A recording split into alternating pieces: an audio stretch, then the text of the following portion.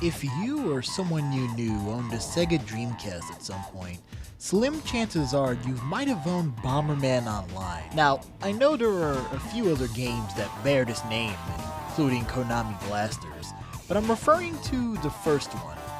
Released in 2001, this game's main feature was, the online multiplayer.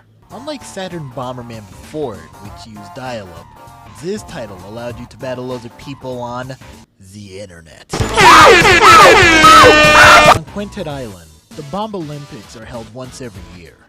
Seemingly, up to 5 or 6 contestants can join, and they all set up bases for themselves across parts of the stadium.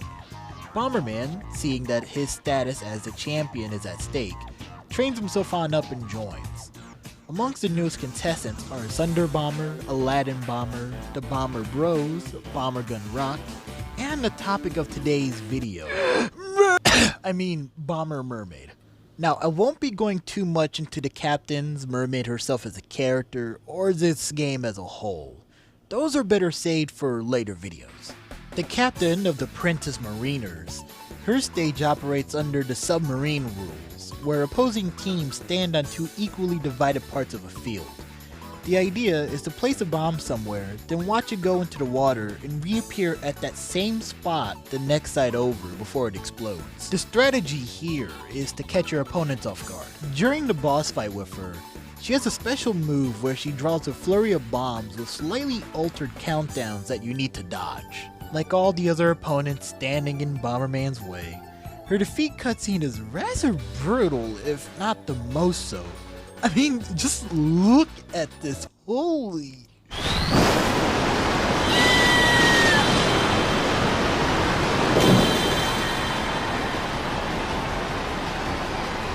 I guess I should mark this as a spoiler to the second installment to the award-winning Pretty movie, but Mermaid easily sports one of the best female bomber designs. It actually stays within the confines of the serious art style, while making strides towards more homogeneous designs for everyone. Her colors are comprised of green, orange, pink, a peach skin color with accents of blue. Her head is more of an oval shape with fins poking out of the left and right sides. She also has some smaller ones on her arms and legs, and a larger one protruding from her back. Her feet happen to be an adorable pair of flippers, too. In place of the bob on top of her head is a whole tuft of long hair that resembles a ponytail, as expected of most mermaids, I'd imagine. And around her waist is a belt with a water symbol on it. An odd detail worth noting is the lack of sclera in her eyes on this one piece of artwork, despite having them in-game during the opening cutscene and on the box art. Neat character, right? Like with all the other actually interesting characters, however, she was to never appear again.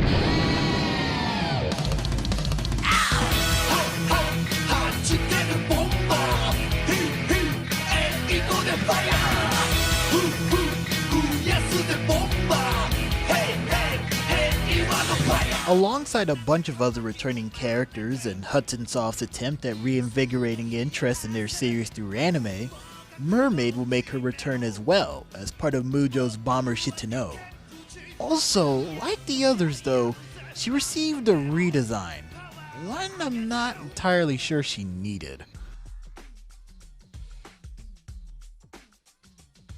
While her base design remains more or less intact, she was made taller and given more human proportions.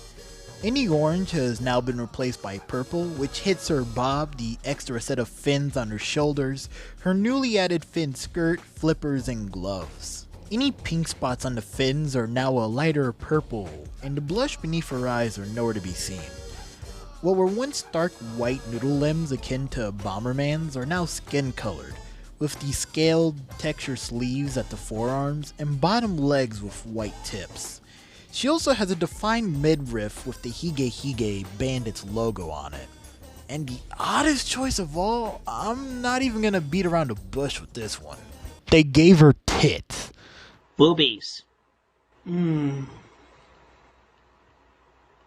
Gorgeous. Listen, I'm not someone who wants everything flatter than the earth itself, but why did she need these? I realize you can ask that about Pretty and a younger Momo seen in a later episode, as well as Mujo himself, but two of those are supposed to be satirical. The original design worked well enough without them, and they, as weird as it sounds, serve zero purpose here.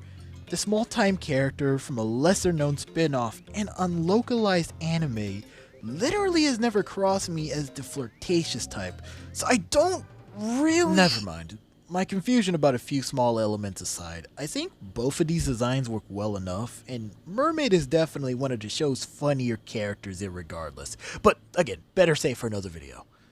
However, I must inform you all, this whole video was a trap, a setup, a ruse, the levels to which could make the latter half of MGS2 blush. You see, these last few minutes you and I have both wasted was all really about one small, likely coincidental discovery I made by accident a few days ago. While publishing my daily War and Peace essay about Jetters in preparation for my review, I paused halfway through my 69th paragraph on why Birdie and Deltarune's Birdly are actually the same person, to search up some epic pictures of Mermaid, when I came by this picture. That's right, predating even online's iteration, likely by 2 years, is this character. 100% an absolute coincidence, no doubt. This version of Mermaid appears in episodes 38 and 50 of Bomberman Beat-A-Man Bakugaiden Victory. And that's about all I know formally because the show still remains untranslated. Bruh. According to the series wiki, she's from the Ryugu Kingdom, some underwater place akin to Atlantis, but that's where I'll stop non-visually because I don't want to give the wrong information. This version, obviously, happens to be the most unique, looking more like an actual mermaid. Her head, for one, is literally a whole fish from front to back with fins and everything with scales. She has fins that pop out from the left and right sides of her head, imitating hair. The bob on top of her head actually goes into the topmost fin and happens to be darker than the rest of her body. Cleverly enough, a set of scales actually break off into her face, acting both as some kind of hairline and a visual break between the colored and skinned segments of her face. But that's where all the detail proper ends, for her torso and legs are devoid of detail, barring some red ribbon around her waist that acts as the belt containing her marble. Her arms are a bare skin color with pure white hands. Her eyes are a darker green with some nice edges to top them all off. From what I've seen, she definitely seems more of the gentle, soft-spoken type than her potentially canon, bratty counterpart, but don't tell any of them that. And that will mark the end of today's video. Like I said before, I'll reserve any deeper analysis for later on. But from what all I've gone over, what's your preferred version of Mermaid Bomber, or Bomber Mermaid? Let me know down in the comments below. Next up obviously will be Pretty and all of her other counterparts. Because this wasn't too big of a video, this won't get an after show, but likely instead a regular time lapse of this video's thumbnail. Anyway, until next time, I'll be seeing you all on the other side of the booth.